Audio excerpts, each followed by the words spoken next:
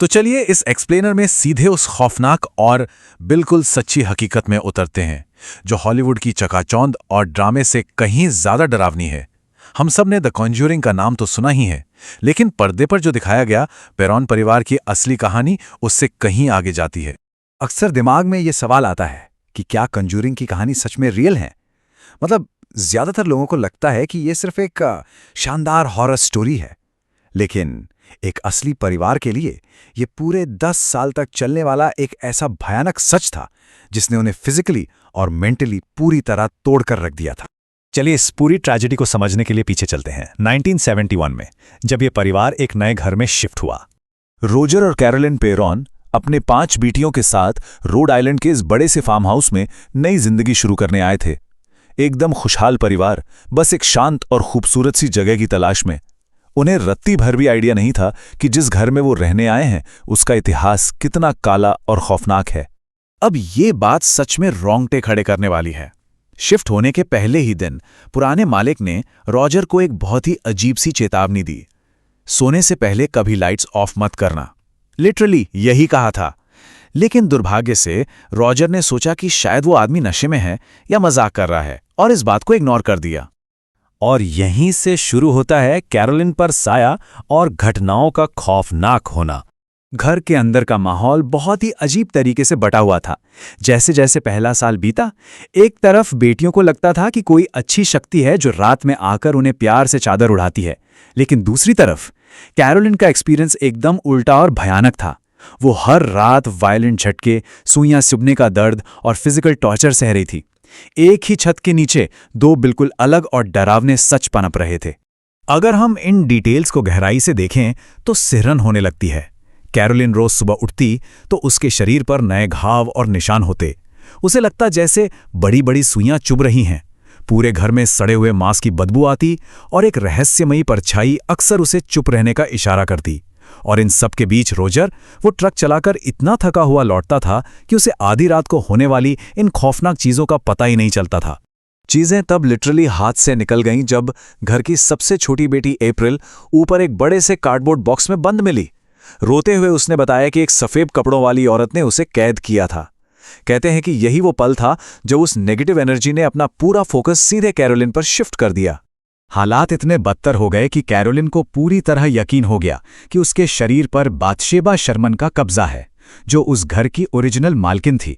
उसे बिना सिर और बिना हाथ वाले डरावने साए दिखने लगे। जरा सोचिए, एक मां अपने ही शरीर के अंदर कैदी बनकर रह गई थी।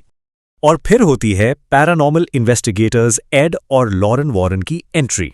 जब मामला इतना बिगड़ गया कि उनकी एक बेटी दीवार के पार 7 मरे हुए सैनिकों की आत्माओं से बात करने लगी, तो रॉजर को फाइनली समझ आ गया कि अब बाहर से मदद लेनी ही पड़ेगी। एड और लॉरेन वॉरेन फार्म हाउस पहुंचे। अब यहां गौर करने वाली बात यह है कि घर में कदम रखते ही लॉरेन ने ठिठक कर 2 कदम पीछे ले लिए। उन्हें तुरंत कई डार्क स्पिरिट्स के होने का एहसास हो गया था, लेकिन सिर्फ इसलिए क्योंकि लॉरेन खुद एक मां थीं। कैरोलिन का दर्द देखकर उन्होंने ये केस ले लिया।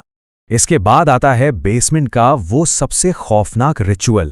एड और लॉरेन ने कैरोलिन को कंट्रोल कर रही उस शक्ति से सीधे बात करने के लिए बेसमेंट में एक सेहांस रखा। ये बेसिकली एक ऐसा रिचुअल है जहां किसी इंसान के शरीर में बैठी आत्मा से कम्युनिकेट किया जाता है। और ये रिचुअल बिल्कुल आउट ऑफ कंट्रोल हो गया। लॉरेन ने जैसे ही इन्वेस्टिगेट करना शुरू किया, उस आत्मा ने कैरोलिन को कुर्सी समेत हवा में वायलेंट तरीके से उछाल दिया। लाइट्स झपकने लगीं, चीजें गिरने लगीं, एकदम अफरा तफरी। रॉजर ये सब देखकर इतना खौफजदा हो गया कि उसने तुरंत बीच में ही सब कुछ रोक दिया। यहीं पर असल जिंदगी और हॉलीवुड की फिल्मों का फर्क साफ समझ आता है। फिल्मों में तो एग्जॉर्सिज्म करके सब ठीक हो जाता है, लेकिन यहां जब वॉरेन्स ने एग्जॉर्सिज्म यानी भूत भगाने की सलाह दी, तो रोजर ने साफ इनकार कर दिया। वो अपनी पत्नी को और ज्यादा तड़पता हुआ नहीं देख सकता था। नतीजा ये हुआ कि वॉरेन्स को वो केस वहीं बुरी तरह से अनसुलझा छोड़ना पड़ा। और यही वजह है कि ये आज भी एक अनसुलझा रहस्य बना हुआ है। 10 ये नंबर लिटरली दिल दहला देने वाला है। पेरॉन परिवार पूरे 10 सालों तक उस खौफनाक घर में फंसा रहा। हर दिन नया खौफ, हर रात नया टॉर्चर। और वो वहां से क्यों नहीं निकले?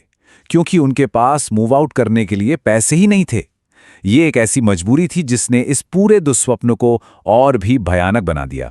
अगर हम इस पूरी टाइमलाइन को देखें तो तस्वीर एकदम क्लियर हो जाती है। 1971 में वो घर में आए, दूसरे साल से कैरोलिन पर हिंसक हमले शुरू हुए। 10 साल बाद आखिरकार वो वहां से निकले जरूर, लेकिन कैरोलिन की मेंटल और फिजिकल कंडीशन कभी नहीं सुधरी। और तो और 2022 में जिस नए ओनर ने वो घर खरीदा, उसका कहना है कि चीजें भले ही साइकोलॉजिकल लगें, लेकिन आज भी उस घर में कोई ना कोई प्रेजेंस जरूर महसूस होती है। तो फाइनली ये पूरी कहानी एक बहुत ही गहरा सवाल छोड़ जाती है।